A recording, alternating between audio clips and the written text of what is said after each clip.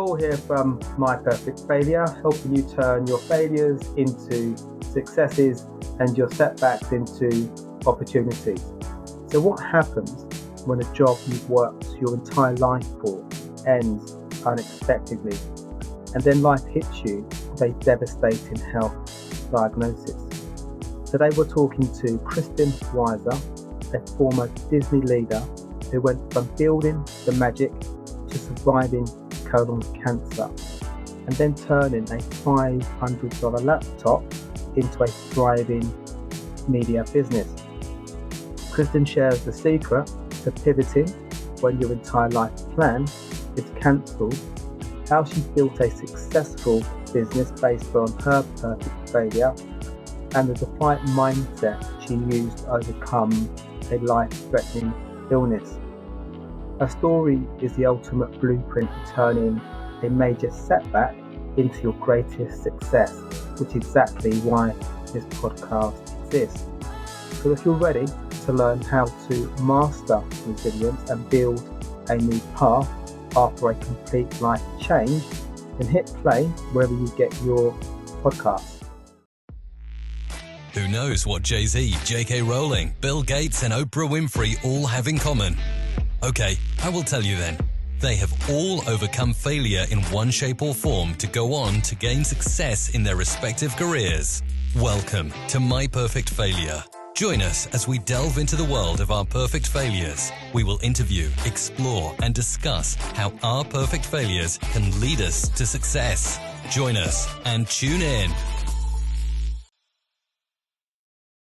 Welcome everybody to another episode of My Perfect Failure. Today I'm super excited because I have another amazing guest for you. So my guest today is a former Disney leader, colon cancer survivor, and the creative force behind KW Media Design. From scooping ice cream at 14 to shaping standout brands and websites today, her journey is a masterclass in resilience, creativity, and purpose-driven entrepreneurship. You won't want to miss this inspiring conversation. So a very warm welcome to My Perfect Failure, Kristin Wiser. How are you? I'm doing great, Paul. Thank you so much for having me. I'm super excited for this episode. Yeah, I'm very excited as well because your story is it is really why this podcast exists. Your people will will have a little bit of an idea about your background just because of the brief bio that I read. But you've had your challenges, but you've come out on the other side with flying colours. So that's kind of really why I wanted to put this podcast together. I wanted to find people that are able to, we're able to see that we all can or are capable of navigating beyond those difficult moments. So I'm eager to introduce you to our community and have a lovely conversation. Oh, same, for sure. I think that my story fits perfectly into what you're doing. It does indeed. So Disney obviously was a major part of your life. So when did you become interested in the idea of in the distant future maybe working at Disney? Yeah, so when I was in college, I was a sophomore, and a friend of mine said she was going to go to a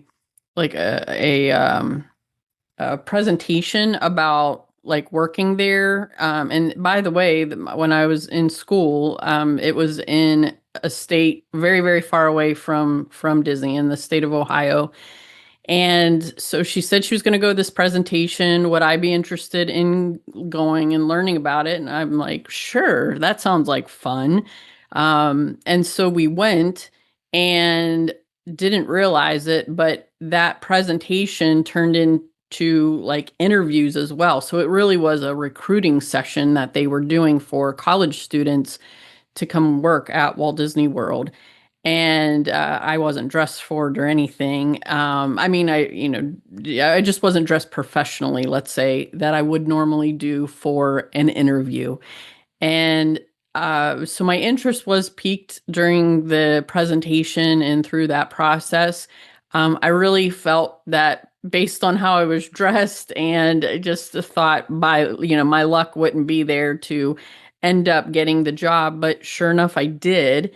And so that summer, I did my internship at Walt Disney World at one of their water parks and just did it for that summer. And that's where I really got a taste of what it was to be part of a, Fortune 500 company and the culture and living in a whole different place because that's very, very far away from where I grew up. And so that's where I got bit by the mouse, so to say, or I got a taste of the cheese. I don't know how what which way to go with that. But yeah, that's where it began. Okay. So when you did the internship, you had to, for that period, you moved state to take up the internship. Yes. Yeah. Okay. Like by driving, it would be like 17 hours from Oh my wow. parents' Oh home. wow. Hmm. Wow. So actually it's amazing to obviously Disney is a world-renowned company, but that's a serious undertaking, even from your part to kind of, move 17 hours. How old were you around? So as a sophomore in college, I guess I was probably 20. And Okay. yes, I was. I was Okay. 20 at the time. But I will give Disney credit because they make it easy for a college student to do. And I say easy with quotes because they have housing for where you can stay. So you don't have to go there and look for a place, find roommates. They assign you to apartments with other people that there's certain criteria. And so actually one of my roommates from from where I stayed in the apartment is I was in her wedding. We're still like closest of friends to this day. So yeah, it just make those arrangements and then they automatically withdraw at least at this time when this happened. I'm sure it's similar now, but they just automatically withdraw the money to pay for the housing. So they still make money from it. And it comes right out of your paycheck before it even drops into your bank account. Okay. So it's just all sort of done for you. Would it be cheaper than if you had to go and get whether they want to it was a notice, but would it be subsidized? So wouldn't it be as expensive if you had to go and maybe find accommodation yourself or maybe that would you know? You know, I seem to remember that it was cost effective. I They also provide transportation for you to and from your job. Really? Wow. Yes. Yeah. So like I haven't talked about this in such a long time, so it's like bringing back memories. But you would you stayed in an apartment complex, but there were on the half hour or on the hour, either buses or vans that would do stops at the different parks and resorts and places where you may work to that apartment complex. So I didn't have to have a car, and there were ways to get like groceries and things like that. Yeah. So, but from a financial standpoint, I believe it was cheaper to be under their umbrella in their housing, Yeah. but I'm sure it was still a payoff for them too. Plus, I believe we had a lower wage at the time as well. But so much could have changed by now. Possibly Yeah, expensive. we're talking a lot of years ago, like 30. Okay. So is it like a I'm just trying to picture, sorry, I'm digressing slightly, but I'm just trying to Oh, that's okay. picture what it's like. So is it like a complex? So are you in the community or the Disney apartments that they had in those days that you mentioned? Was it like their own little community that they of houses or was it within the community, So they wide were community? Yeah, they weren't on the actual property where, Walt Disney World, the parks like Magic Kingdom or the resorts, when people stay at Walt Disney World Resort, there are different hotels. So it's outside of that by a short distance, not walkable though. Okay. Walt Disney World's a very large place. Like yeah, it's not a walkable place. As opposed to Disneyland out in California, that is a lot more condensed and you can walk from one park to the next. But these accommodations are in apartments. I don't know if there's different terms in the UK for it, but yeah, it's an apartment complex that there's different homes within the same building. Okay. Yeah. Okay. Yeah. I get it. I think I can picture it.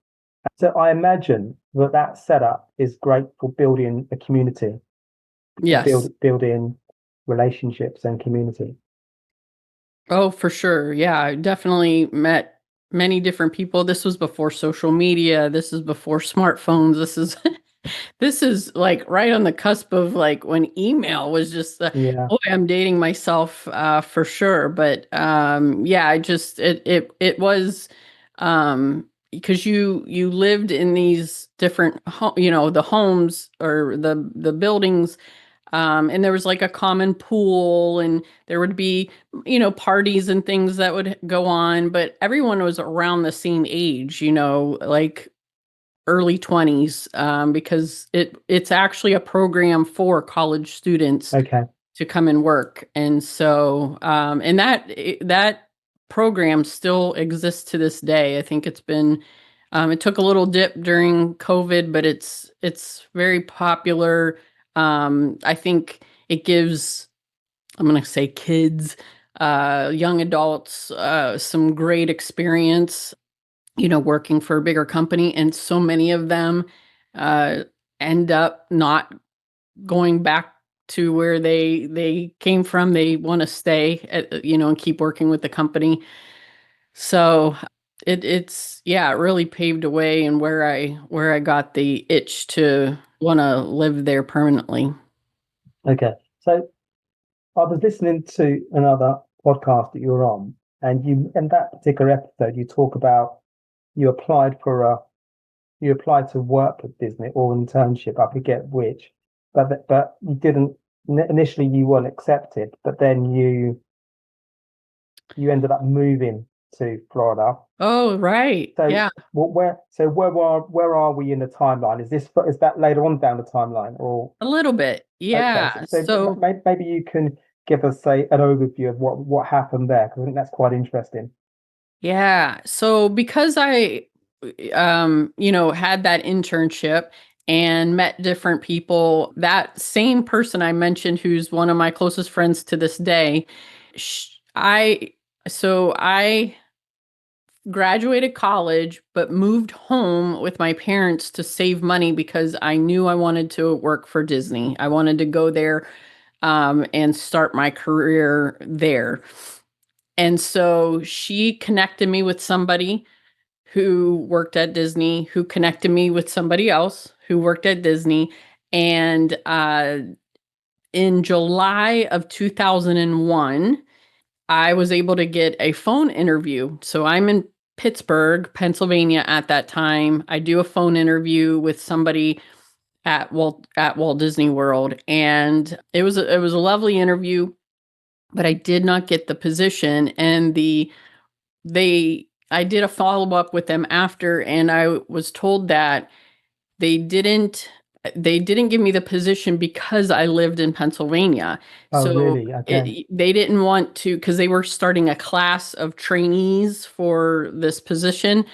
So it was several people, and they had to depend on me getting my life moved all the way to Florida.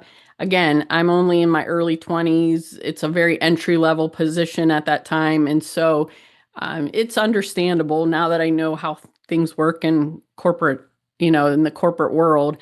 And, but what happened because of that explanation, I just got in my head, well, I have to live there. I Okay. have to be there in order for them to hire me. But then, as we know on that timeline, so that was July that I didn't get that in 2001, but just a couple months later was September 11th, where the attacks happened here in the US.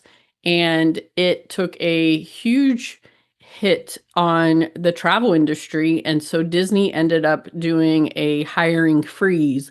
They weren't hiring anybody in any position, but I already had the ball rolling in my own mind, determination that I needed to get myself to live in Florida. And so by December of that year, I had resigned from a job that I took as a credit consultant. And I have to share this like silly, it sounds like I'm bragging and I'm not. I promise you. I had received Employee of the Year in that job as a credit consultant. And then 2 days later, I was already planning to resign, but they didn't know that. And I resigned 2 days later, and my manager about fell out of his chair when I told him, I'm like, I'm moving to Florida. And so, but that was nice to put on my resume that I had received that type of award for the company that I worked for at that time. Anyway, so then jumping to January of 2002 is when I had packed my car with everything that I could fit. And my best friend, moved, or she didn't move. She just rode along with me to keep me company, and flew back home. But she came with me, and I started out. Disney was not hiring, so I had no job when I moved to Florida. Yes. Wow. So you literally, so Disney definitely made an impression on you. The fact that you left, a job where you just received this award. It was a 17-hour drive. There was no you had no guarantee of a job at Disney. Didn't even know whether they Right. were recruiting at the time. So Right. so when you arrived there, did you kind of immediately go into, I don't know, did you have a plan? So at that point, I think I was around 22, 23. No, I think I was around 23 at the time. My plan was just they have to be hiring. They will hire at some point. I think it was really there was a lot of being naive put into that scenario. It's naive matched with determination, It's a good and combination, I think.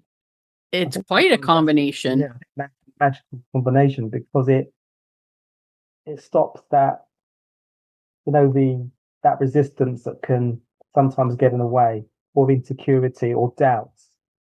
Sure. When we're young, we just go, we just think, but sometimes we don't think, we just do. Right. And I didn't come from money or anything like that. So it wasn't where I thought, well, mommy and daddy will pay for X, Y, or Z. Like that was not in my mind at all. I had saved money at my prior job, thinking, well, that should buy me, enough time, hopefully. But then where that naive part came in was once I made the move and I was there, I got an apartment, my own place, but money started, my bank account started coming down, and I thought, uh-oh, I better get a job because they haven't started hiring yet.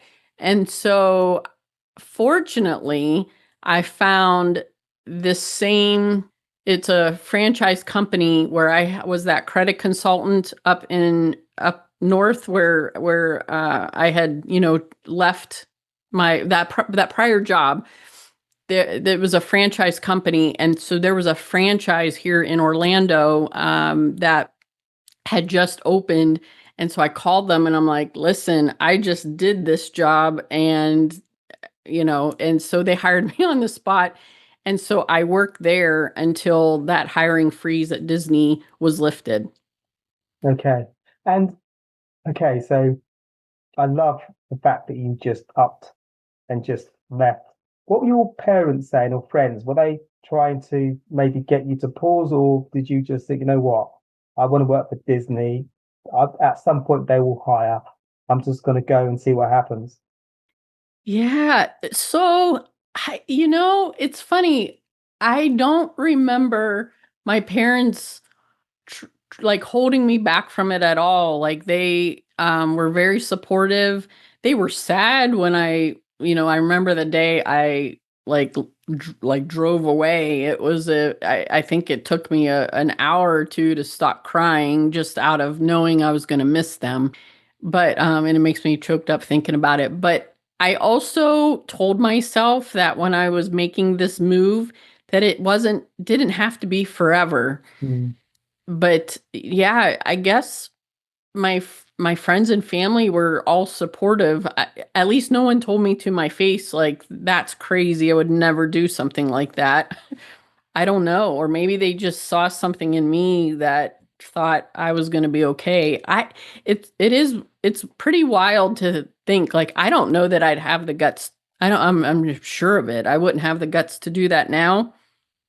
It all has worked out, but it just to think that's what I did and how I did it is pretty wild even to myself, and I'm the one that did it and went through it. But yeah, it was it I mean, I don't know where that determination came from, but I just I think knew it's when that's we're how I young. wanted what I wanted to do. Yeah, where I felt that I was supposed to be. Mm. Yeah, feels like it was divine inspiration. It was always going to happen. It had to happen. And Yeah. I think there's that saying, isn't there? Fortune favors the brave. So I think when we're brave and we make those decisions, that's where we create I think we create opportunities. They don't always arise immediately, but at least we put ourselves in the position where if there are openings, then we're nicely placed to take advantage. Yeah, as you're saying that, I'm thinking like those leaps that I've made, and this might come out, even later as I keep sharing my story. One thing I think is really important is having money put aside to that helps you be brave, because if you have a cushion to lean on when there's not a steady flow of income, it does make those kind of pivots a bit easier. And I Yeah, know that definitely. everyone knows that or realizes, but I don't know that, some choices, if you're too impulsive and you don't have some sort of cushion put aside, then Can be it difficult. may not work out so well. But Yeah, yeah, yeah, I absolutely. guess I even in my young age, I had enough no Know how. yeah to have some a stash, Yeah, stash there, but it does that's go away help. quickly though. Yeah, well, yeah, money. Yeah, takes Yeah, us. It's so difficult to earn money, but very right, easy for it to wither away. right.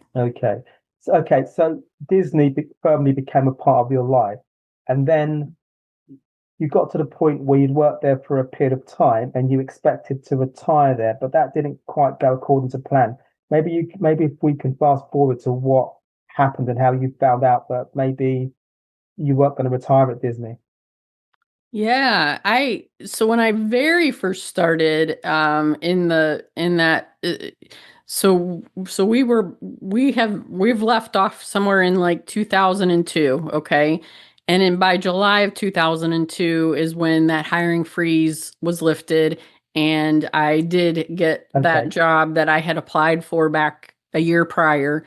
And so that's when I started. But in my mind, I thought I'd only work there a couple years just to have this like experience of working for a big company and go from there. But as I was there and as time kept going, I really, enjoyed working for the company.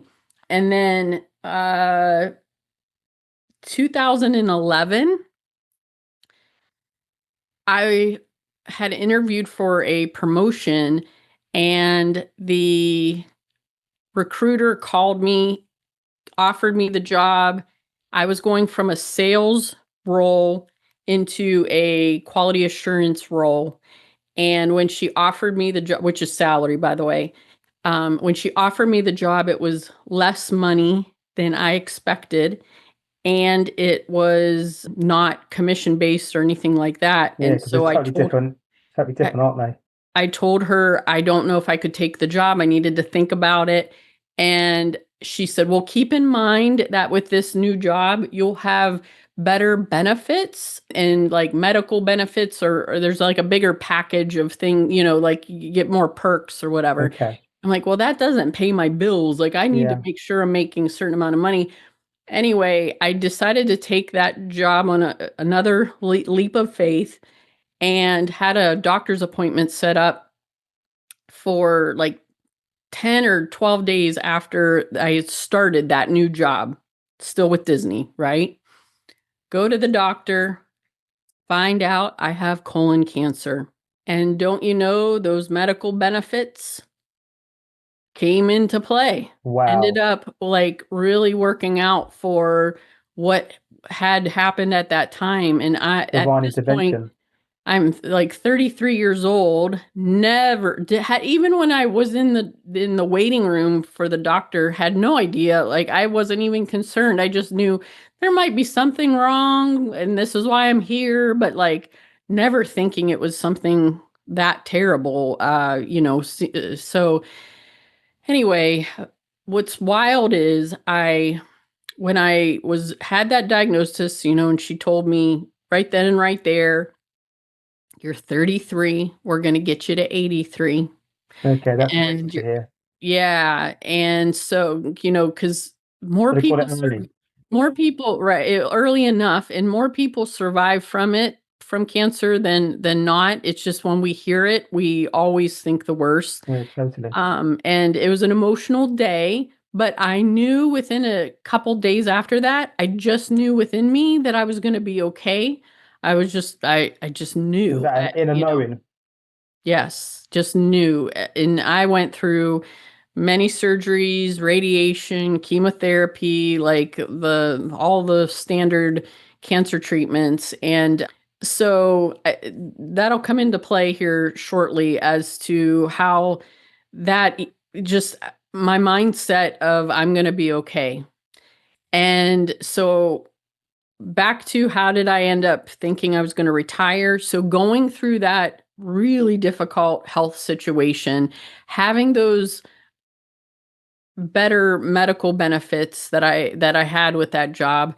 And then that job also entailed a lot of travel, which I love, love, love. And it really made it was a very comfortable, not, that doesn't mean it was easy. It's just I learned the job once I got back, after all the health stuff was behind me. And by the way, I've been cancer free for however 14 years, whatever yeah, I'm good. I'm good. Amazing. But yeah, it just I almost forgot where I was going with it.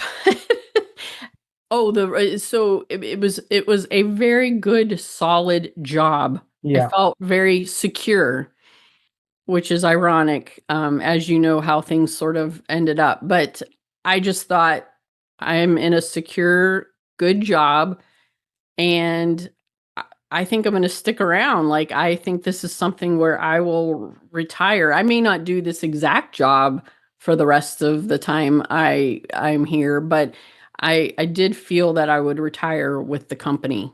And it was because of those things that led up to it. Okay, can I ask a quick question around quality control? What were you working on? Was that products? What sort of products was it? Would it have been merchandise? So I was a quality assurance manager for the Disney Vacation Club, and Disney Vacation Club is Disney's version of a timeshare. Okay.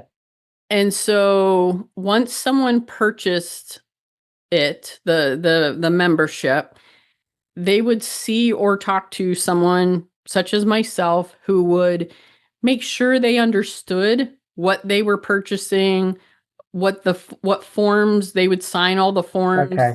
with me. Gotcha. Mm-hmm. Gotcha. So essentially, you've got a salesperson will sell they will speak to the customer. Right. They will discuss what they're purchasing. Then once that bit's done, then it would it then come to you, and then you would Right. perform. Okay, you're part of the process. Correct. Okay. Basically, like a real estate transaction where you sign all the documents and then the contract closes.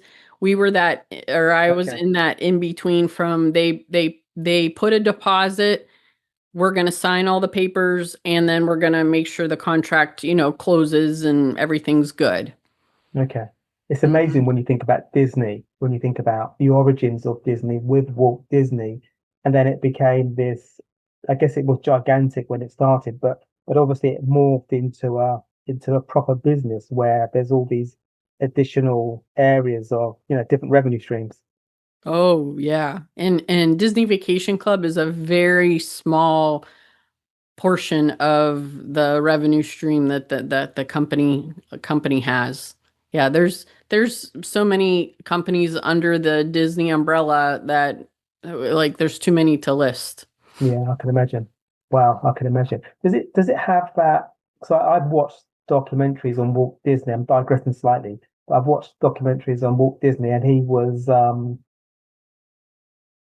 I think he'd be great in this podcast as well because he failed loads of times to get to the point that he was able to launch Walt Disney. But he had this very sort of focused, disciplined work ethic. Does that transmit through the company today, or has that been watered down somewhat? I would say it's still there. It's Yeah, still there. Yeah, I mean, it has to be for it to be as large as it is and to be as successful as it successful is. as it is. And through things like 9/11 and, even as silly as it might sound, like when a hurricane comes through over Florida and like having to close down and it's just I can't even wrap my head around the amount of money that comes in and comes out and things that happen that slow down growth and different just so much. Yeah, so yeah, it's his legacy I think still lives Yeah. on within the company. Yeah. Mm. Okay. Okay. Okay. So a lot's happened to you. Well, lots happened to you since you moved to Florida. Some good, some incredibly challenging. So you got to the point where you recovered, fortunately, and wonderfully, you recovered from the cancer. You're now cancer free, which is amazing. And I guess you've got the different role within Disney. But then, what happened when you realised that Disney probably wouldn't be where you were going to retire? Say that again. So the moment when you realised that you potentially wouldn't retire at Disney, how did you Oh, find out about this yeah, this where this that change movement? came in? Yeah. Sure, yeah.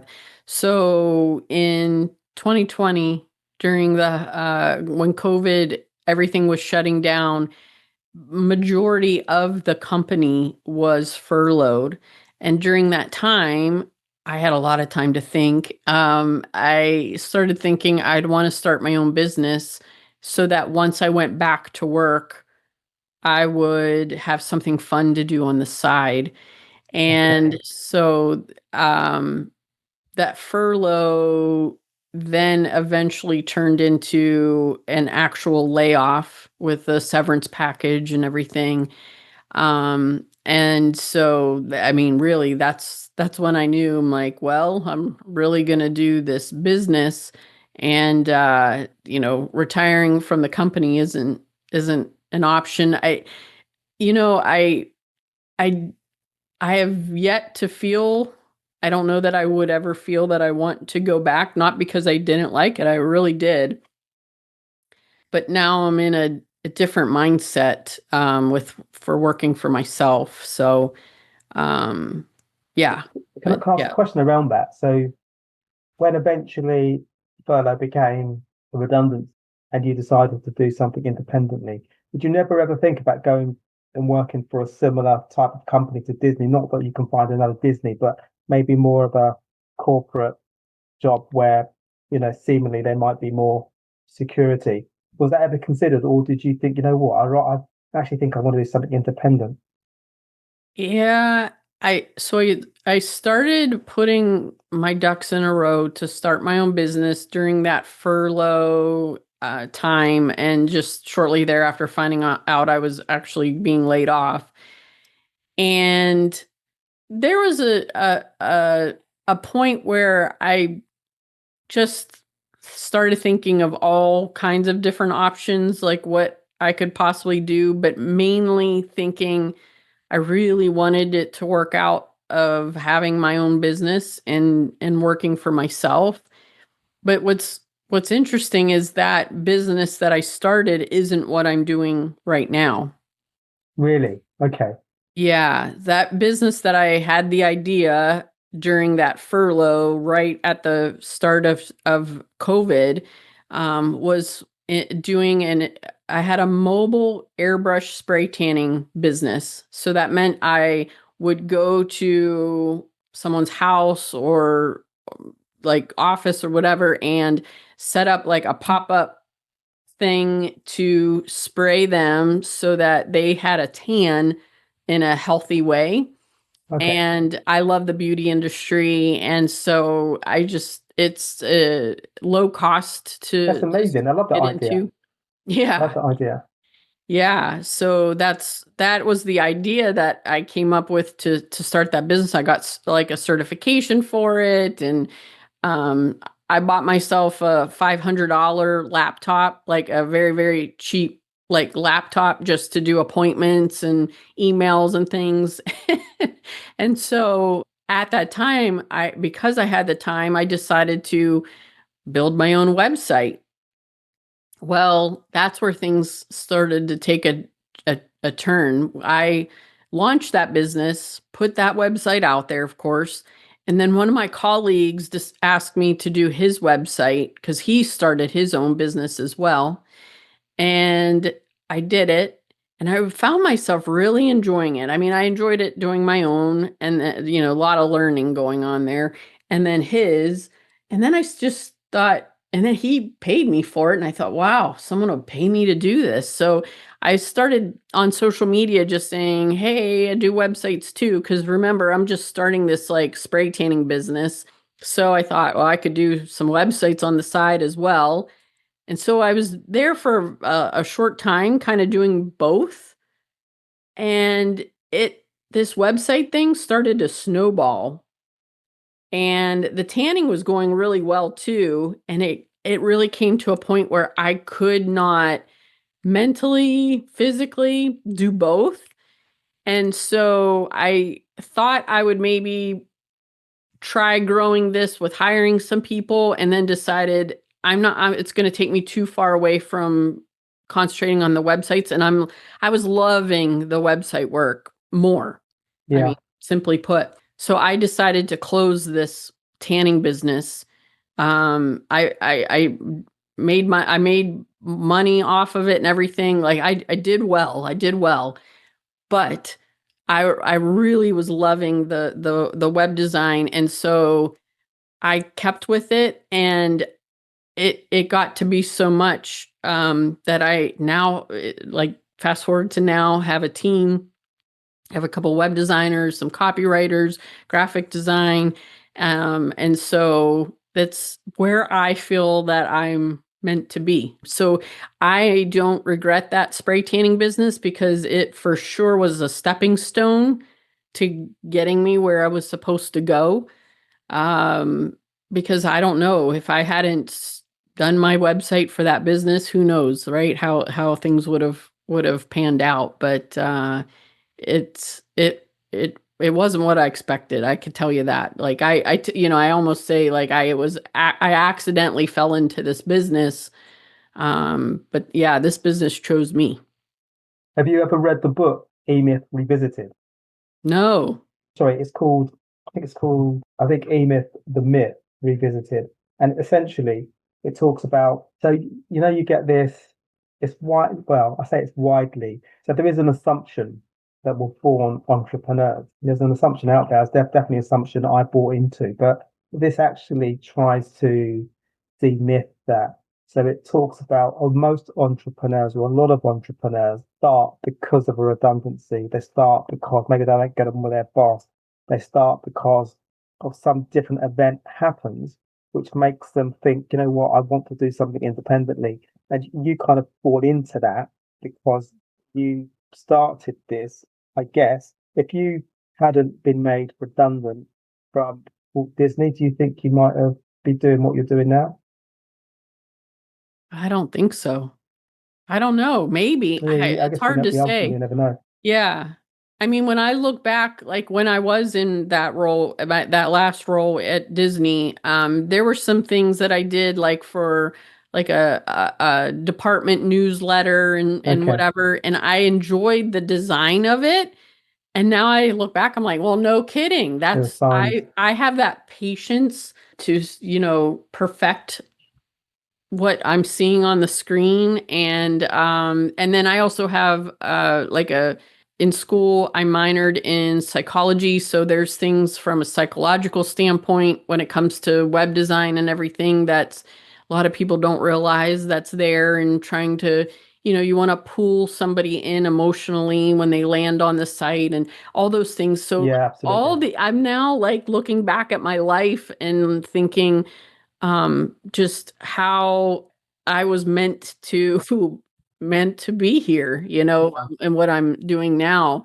And one other point I wanted to mention, when I got that call about being laid off, separating from the company, ironically, I had that exact same feeling within a day or two. I, cried after I hung up the phone when they called, but after that, I felt that I was going to be okay. I had no idea what was going to happen, Mm, but I felt I was going to be okay. And that was the exact same feeling as when I have had that cancer diagnosis. really well. And That's so, amazing. yeah, I don't, again, can't explain what that is and why it is or was in me.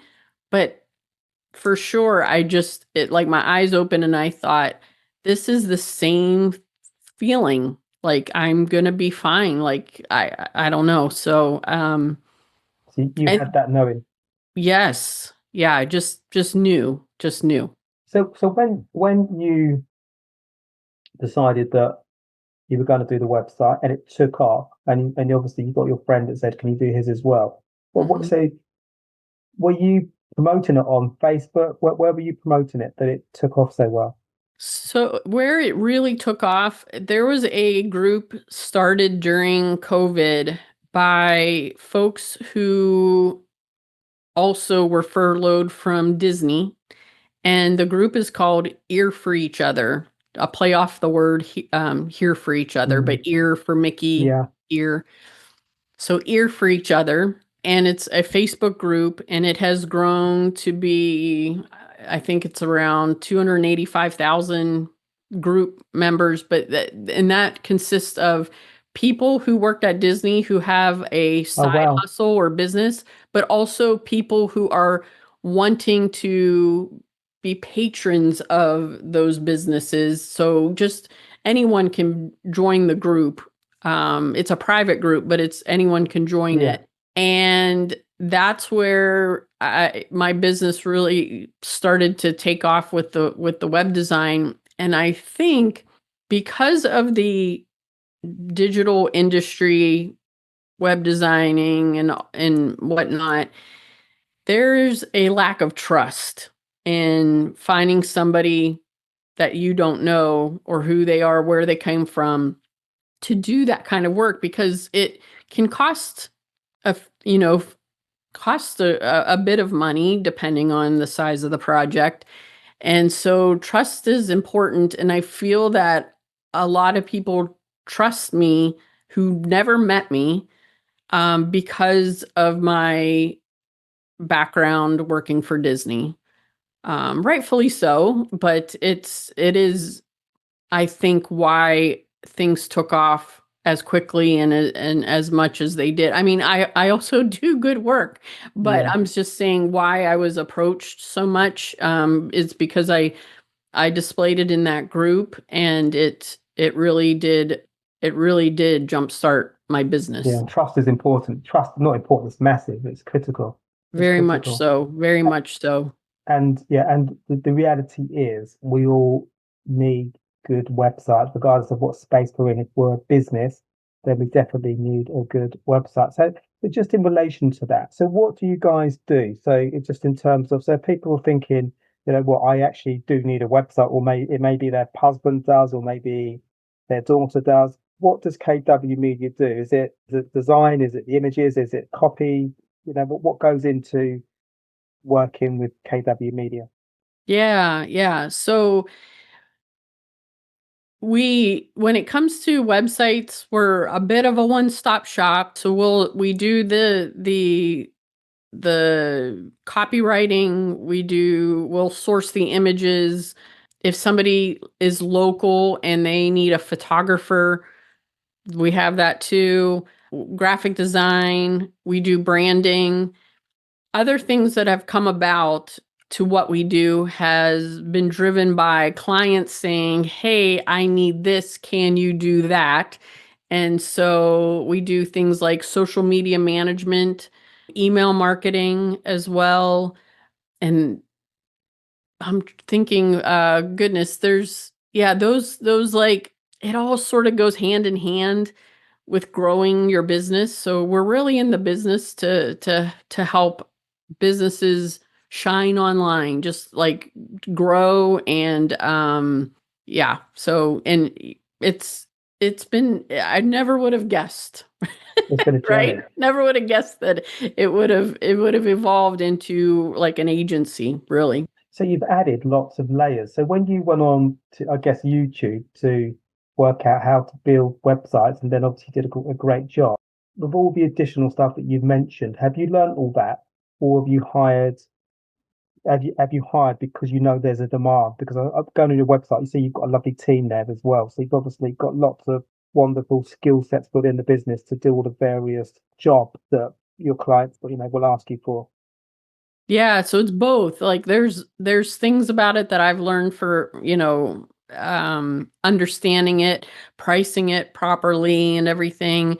But also bringing people on my team who, by the way, a couple of them also used to work at Disney, Oh, wow, wow. too. Yeah. And just also people that know more than me in Yeah. certain aspects. So that's been a really good as well and helps. Yeah. But what's the learning curve been like, just in terms of, because I imagine that anybody that starts a business will engage challenges. And how have you grown in relation to deal with the growing pains of being a business owner?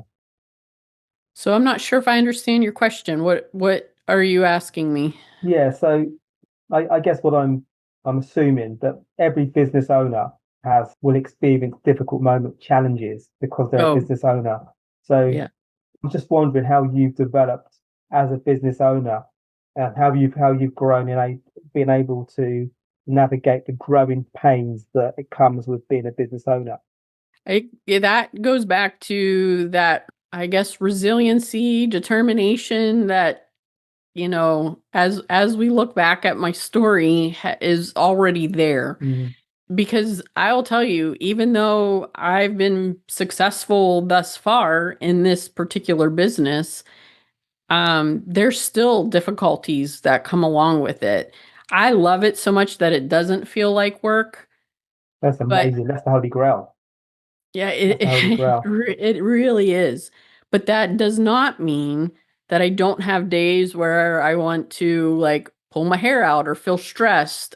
And most of that stress is put on by myself, like onto myself, because I want something done in either a certain amount of time at a certain kind of perfection, and that goes back to I think the insecurity of how I came into the business in the first place and everything. So yeah, it's the determination that's there, that I just feel like, and things could change, right? Like things change over time, where maybe a different opportunity happens, or maybe there's a different business that I want to also start, or who knows? I don't know. That is one thing I learned through my experience with being laid off from Disney is, you that is was a false sense of security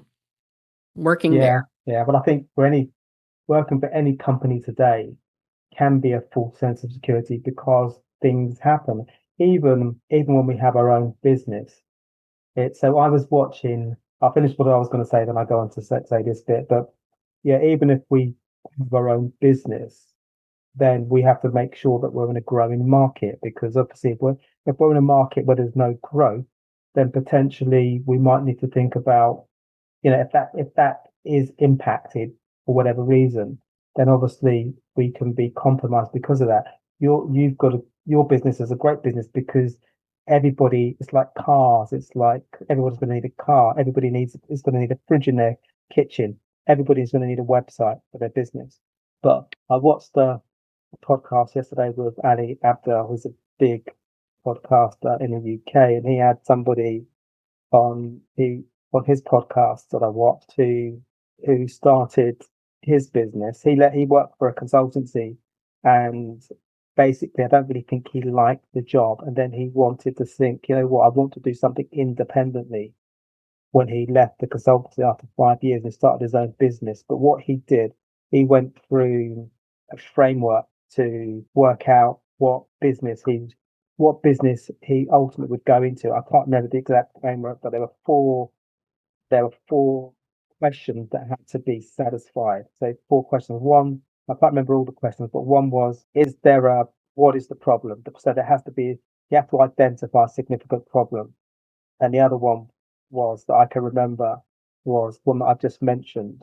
Is it in a growing space?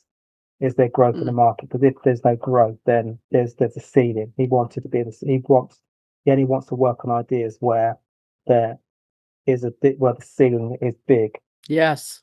So that I might put the link to that podcast in the show notes, because I think if you're an entrepreneur, I think it's a brilliant watch.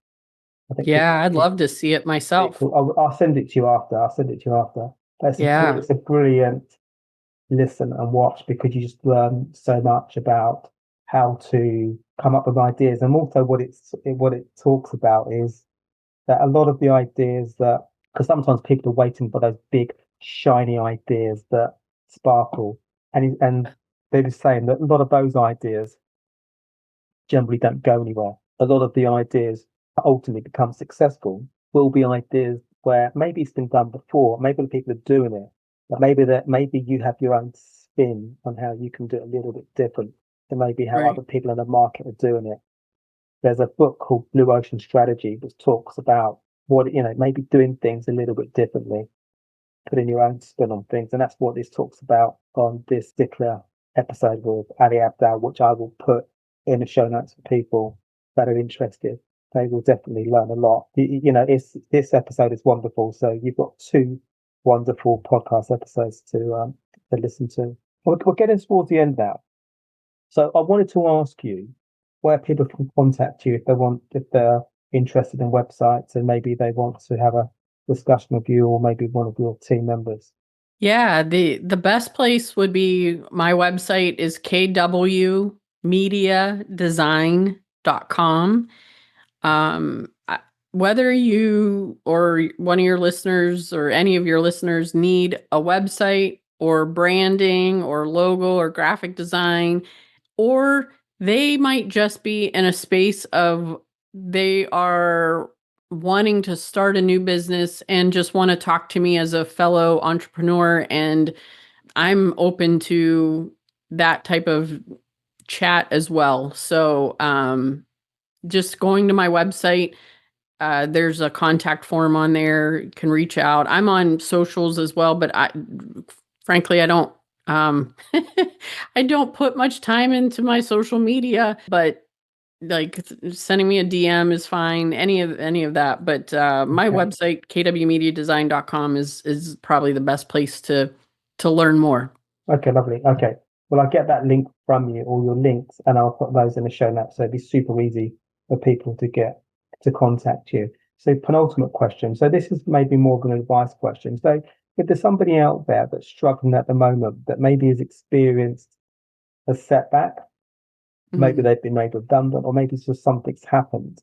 Do you have any advice for that person that's listening now? Yeah, I mean, I would say that it's not too late to start over. It is not too late. And if you start, quote unquote, start over, but start something completely different, you are still going into it with experience. It's life experience. And you have within you things that no one else has been through. Like just the combination, it's uniquely you. And I say go for it. Like make sure there's that financial piece. If you're able to have some money put aside, that helps a lot with keeping your stress level down. But also just having surrounding yourself with support, people who I like to talk to people who I consider smarter than me. I like Mhm. to have that kind of I like when people that I'm close to give me feedback that I don't always want to hear. Yeah, that's important. Yeah, Important. I tell my team that, like, Mm. if I ask for their opinion on something, please don't just tell me it's great, it Don't looks great all the sugarcoat it. time. I actually I prefer that you tell me that there's something you don't like, Mm. but anyway, just yeah, my advice is that it's never too late to start something new, and you're taking experience with you no matter what. Yeah, yeah, Mhm. yeah. No, I totally concur. And also, I think sometimes when we're in a difficult moment, particularly if you're an entrepreneur, or maybe you're deciding to be an entrepreneur, I've definitely listened and watched people who certainly say that when we're in that moment where things haven't gone according to plan, that's sometimes how entrepreneurs make it, because sometimes we have to box ourselves into a corner where actually this is how it's almost like that book, E Myth Revisited. This is what I have to do. Or it feels maybe that they get that knowing like you did. But a lot of entrepreneurs become successful because actually it's almost like this is it. This is the corporate gig. I've done that. It's not there at the moment. This is what I'm going to pursue. Absolutely. Okay, okay. So we finally got to the recurring question, which is the last question. So this question is: if you could invite three inspirational people for dinner, they can be alive or past. Who might you invite? Hmm. Well, one of them would be Walt Disney. You would love to have him on your podcast. I'd love to Yeah. have dinner with him. Yeah. I think that knowing what that company is today and knowing how he started and how he was rejected and All the how time. yeah. Yeah, I think he would be fascinating to talk to.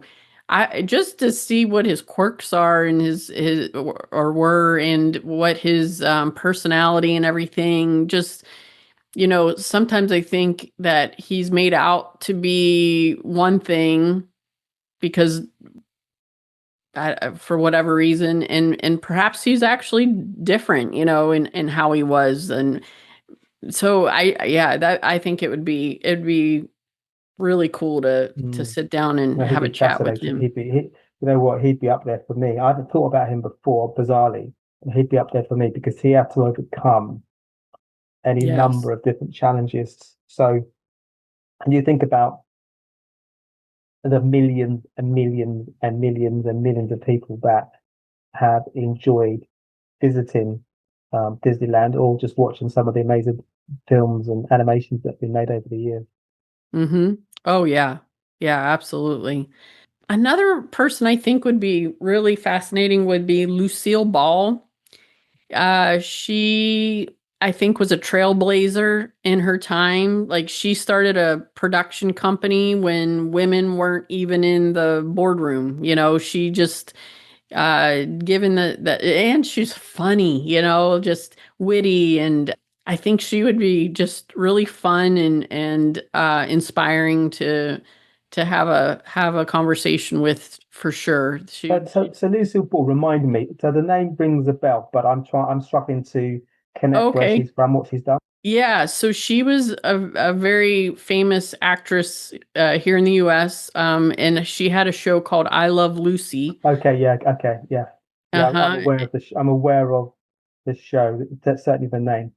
Yeah, Yes, yeah, she was had bright red curly yeah. hair, and she was a bit of a spitfire personality, and her husband was on the show with her at the time they were married. They were on the show together, and so yeah, I think she would be a really a neat person, entertaining, just everything. But just given what she accomplished in her day, I want to say, I don't know for sure, but the show I think it was like really pop. I mean, it was before I was born, but I want to say it was in the like 50s and 60s, maybe. That sounds Yeah, about right. because it was a show that it was black and white and then went to color eventually. But yeah, so anyway, that would be the next person. You said three, right? Yeah, one more. Yeah, the third person who's not famous but would be my maternal grandmother. And that's because she's passed on, but she passed when my mom was 2. So my mom never really got to know her. Thus, of course, I didn't either. And so to learn who she was, and like I think it would just be neat for knowing how my mom has turned out, and which is great, and just everything. It would be neat to sit down and talk with her. Okay, lovely. Hmm. Kristina, it has been amazing meeting you. Thank you. Love your story, your journey. Although there was some challenges along the way, but it's inspiring to see what you've overcome, the person you are, and what you're doing today. And I've got this feeling that at some point there's going to be another addition to KW Media. Maybe it will be something that you add on to the business or a different business. I sense that you've got this entrepreneurial gene within you now. Ah, well, thank you. I that's an honor to hear that. Thank you, and I hope you're right, and someday we'll look back at our conversation and have a little chuckle because you're gonna say, "I knew it." I told you Right? so. I told you so. Yeah. Yeah. We'll watch this space. Sorry. We'll watch this space. Yeah, absolutely, absolutely. Okay.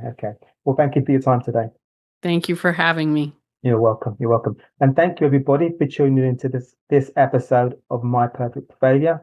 If you're watching on YouTube, please do hit the subscribe button because we're always keen to grow the audience. It really does help. And your feedback is most welcome. So we're keen to hear about the things you like and equally the things you don't like. So you can find me at paul@myperfectfailure.com, or you can find me via the feedback page on the website. So take care for now. Bye. Thanks for listening to My Perfect Failure podcast. Be sure to visit www.myperfectfailure.com to join the conversation. Subscribe to our podcast on iTunes or Google Play. Look out for our next episode.